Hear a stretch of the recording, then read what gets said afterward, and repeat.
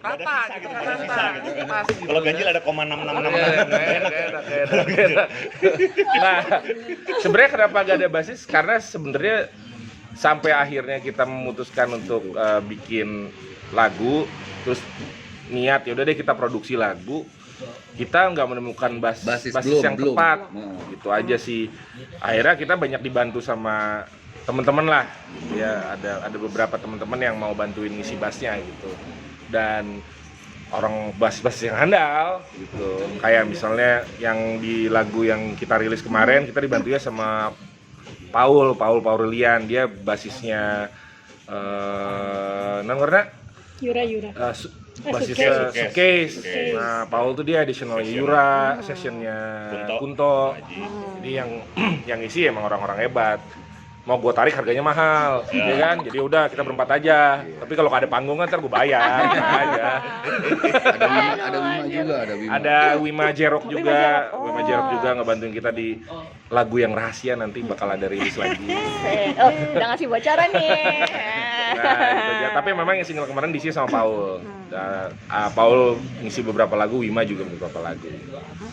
Gitu sih paling. Oke deh, nah tadi kita udah kenalan sama personilnya dan udah pada tahu juga kenapa basisnya nggak ada. Ternyata belum menemukan. Jadi siapapun nih yang mau bisa ya buka pendaftaran ya. Boleh.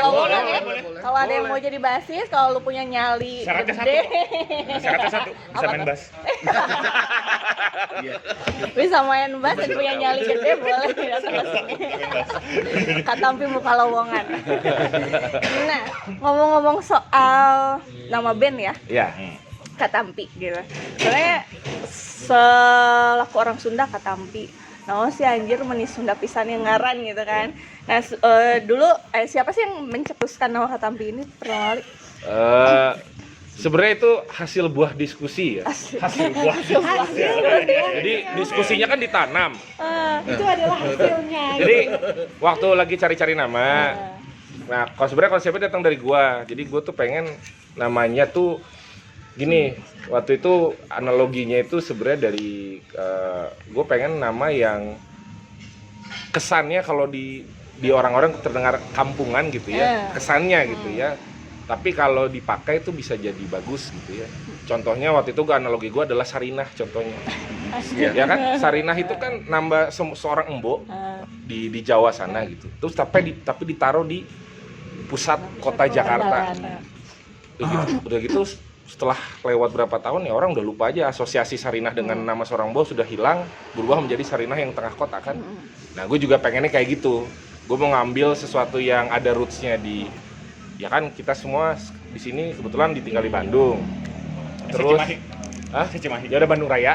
Bandung Raya tuh, batu ya teh. 022 kenen. Bandung dan sekitarnya. Lat deke deh. Aman berarti. Nah, mun geus teh tah beda. Nah, ngambil dari situ, kebetulan juga kita semua punya darah Sunda. Kita semua berdarah Sunda semuanya. Nah, waktu itu kebetulan kita ada tim visual, ada Pak Direktur visualnya nih, ada yang namanya Pak Ardi Madia nih. Ya, ngobrol-ngobrol lah sama Ardi Madia, gimana kalau namanya ini, sampai akhirnya, wah Katampi lucu juga karena artinya kan bagus ya, artinya baik gitu ya. Saya lebih memilih namanya kedengerannya lucu atau kampungan tapi artinya bagus. Supaya doanya nyampe gitu kan. Nah, jadi saya pilih Katampi. Nah, justru setelah pakai nama Katampi, barulah saya riset soal Katampi gitu. Oh, artinya kan iya diterima. Dan di bahasa Jawa pun sama, Katampi juga diterima. Saya cari rootsnya ke atas, ternyata dari Sanskerta gitu. Dan di bahasa Hindi juga sama. Kalau di bahasa Hindi artinya cerita. Jadi saya pengen Katampi itu menjadi sebuah cerita yang diterima gitu. Amin. Gila, filsafat banget, men. Jangan lupa transfer lo semua. Gila banget. Wah, ternyata ada makna yang dalam banget di balik nama Katampi ini gitu kan. Nah, lahirnya sebenarnya kapan sih? Lahirnya si Katampi ini? Pokoknya kalau bandnya kita menetapkan antara Oktober atau September 2019, tanggalnya 19. Biar bagus ya. Biar pas ya. Biar pas. Tapi kalau kita mulai produksinya sebenarnya pas akhir mulai kepikiran produksinya itu di pas pandemi lah. Pas kemarin lagi puncak-puncaknya pandemi, karena kita semua pengangguran kan, nggak ada kerjaan, nulis lagu, akhirnya kayaknya gue tulis lagu deh. Habis tulis lagu, terus nyuruh Putri, Put nyanyi Put gitu. Oh bagus juga ya kayaknya, terus kita coba isi, ya jadilah seperti sekarang gitu. Jadi dulu udah pas Katampi ini berdiri, ini si personilnya itu udah ngumpul atau Belum. dulu baru berapa? Baru gua sama Handi Oh. kan gitu kan, awalnya kan gitu, gua sama Handi bikin band yuk. Terus karena satu dan lain hal ada kejadian lucu ketemu sama Pano. Jadi kebetulan saya sama Pano ini sepupu. Sepupu dulu Pano pas awal-awal pandemi main ke Bandung Dan bisa pulang. ceritanya Nggak bisa pulang. ceritanya kebetulan waktu itu istri gua ulang tahun mau datang ulang tahun mau pulang nggak bisa nyangkut ujungnya pindah ke Bandung. Iya kan. Nah tapi kalau sama Putri kita main udah lama ya Put ya, main bareng tuh udah lama lah. Cuman jadi cerita lucunya mungkin satu fakta menarik. Walaupun dari Putri bilang dari dulu pengen jadi penyanyi, tapi dia tuh nggak pernah percaya diri jadi penyanyi. Exactly. Gitu ya. Jadi mendorongnya itu cukup lama. Jadi sebenarnya dia udah gue proyeksiin jadi vokalis gue udah cukup lama. Oh. Tapi gue nggak mau ngasih pressure waktu itu. Jadi bilang Put latihan nyanyi ini deh, coba deh nyanyi lagu ini. Coba nyanyi Harus lagu tahu ini. aku tuh dikasih PR berapa lagu. Iya, kan? Karena yang menurut semua orang suara dia bagus, cuman dia doang yang bilang suara dia nggak bagus. Iya. Gitu. Jadi butuh waktu lama untuk meyakinkan Putri, lo bisa Put jadi vokalis gitu. Setelah rekaman baru dia iya ya bagus juga Cah. Lo nggak tahu dia biasa nyanyi apa selama kayak gini. Kecil ya kan? Bintang kecil, ya kan? Balonku. Iya, Oh, makanya. tiba-tiba sekarang seorang Putri muncul dengan lagu yang dewasa. Asik. Luar biasa. Makasih lo. Mantap. Berhasil udah datang ke party saya. Aduh. Terus ngomong-ngomong soal genre nih, Genre. udah yakin di kalian bilangnya di pop rock ya? Padahal kalau misalkan pernah ke ini menutup kemungkinan nggak sih kalau misalnya si karakter vokalnya Putri itu kayak udah mateng ya sebenarnya gitu, paling tinggal ya dipoles dikit lah gitu. Apakah nanti akan membawakan elektronik? Mungkin siapa tahu kan, soalnya Doi juga bisa main piano juga gitu kan. Kepikiran itu nggak sih? Ya paling jadi kasih dahan. Nyanyi suasana di kota santri ya kan? Mendarat main di kafe, main gabus gitu kan. Kalau genre sih sebenarnya kenapa kita pilihnya pop rock? Kita pilih rock itu karena biar kelihatan agak maco aja.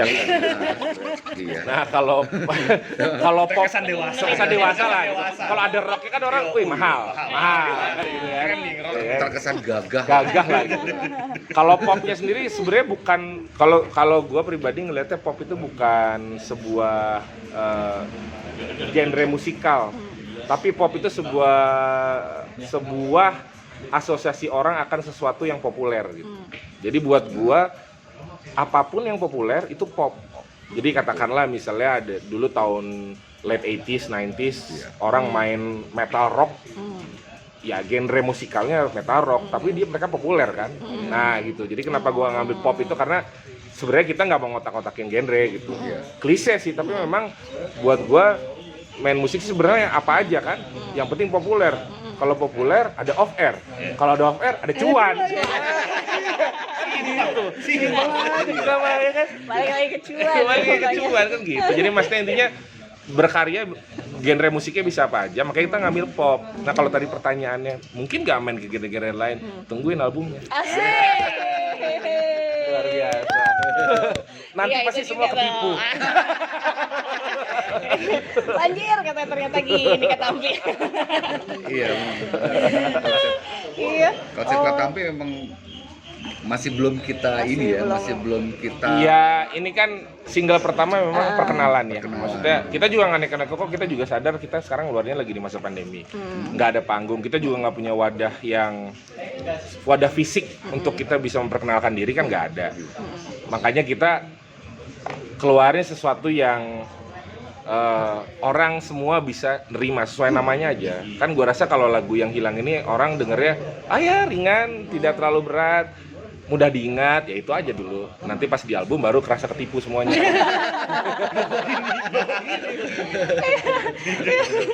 Ya, sebenarnya jadi salah satu alasan gue juga nih buat anjir ini gue harus ngobrol dan ketemu sama orang-orang Katampi. Goblok kata gue anjir, ngapain di masa kayak gini lu bikin band? Gila ya. Kata gue. Gila. Terus Ini orang-orangnya kayak gimana sih ya? jangan Yang kan datang-datang kayak gini. kita juga bingung. Kita ngapain sih? Ngapain sih? Udah produksi sendiri, self release, digital platform, bikin video klip lagi. Iseng banget.